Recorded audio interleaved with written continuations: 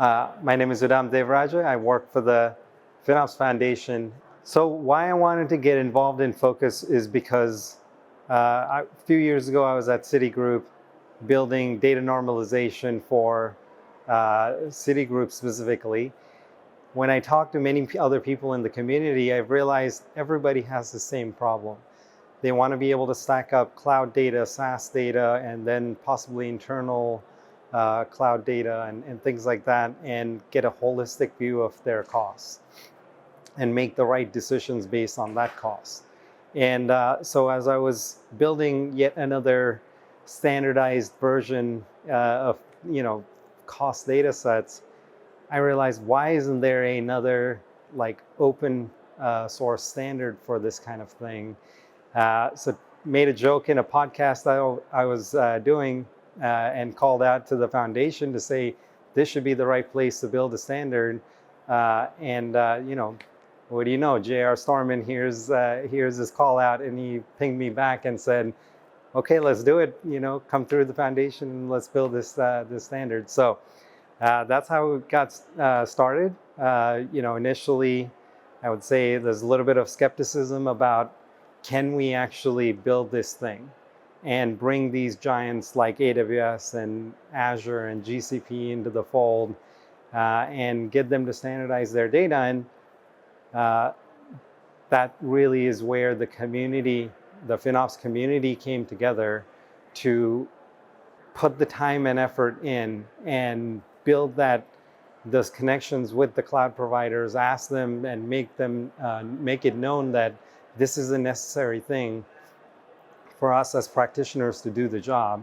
And everybody responded. I mean, I'm shocked a year later sitting here to see how many people know about Focus, how many people are waiting to adopt Focus, and we just released the 1.0. Linux Foundation and the FinOps Foundation is the right place to build these kind of things, because me at Citi or someone at Disney or Adobe or any of these other places where they build their own data normalization scheme, if they put that out, it just does not get the same level of publicity and adoption, nor if an individual provider went out and created a standardized schema, just does not get the adoption.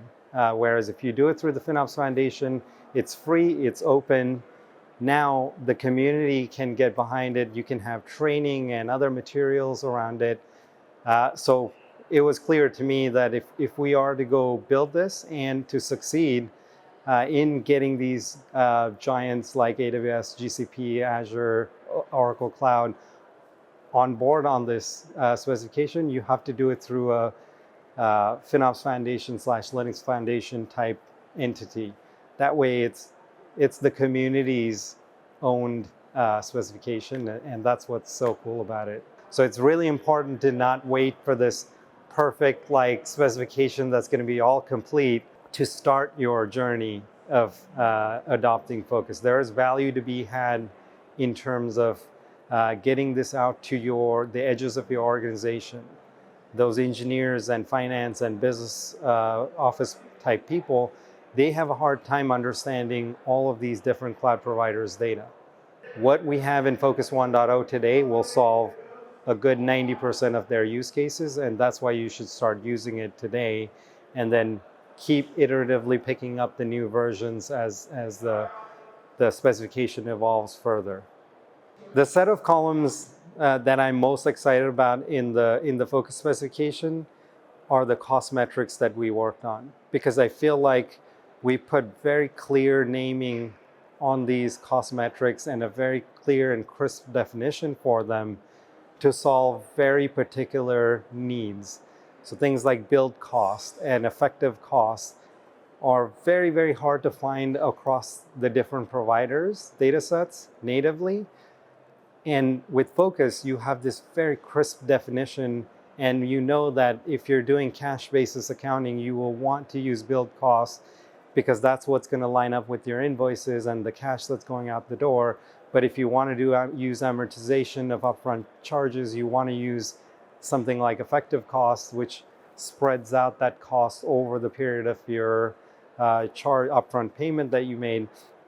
So I would say There's a lot of work that went into defining those 4 cost metrics that we have, but I'm very proud of the work that the group has done in order to bring the right level of clarity to these very, very core concepts in FinOps.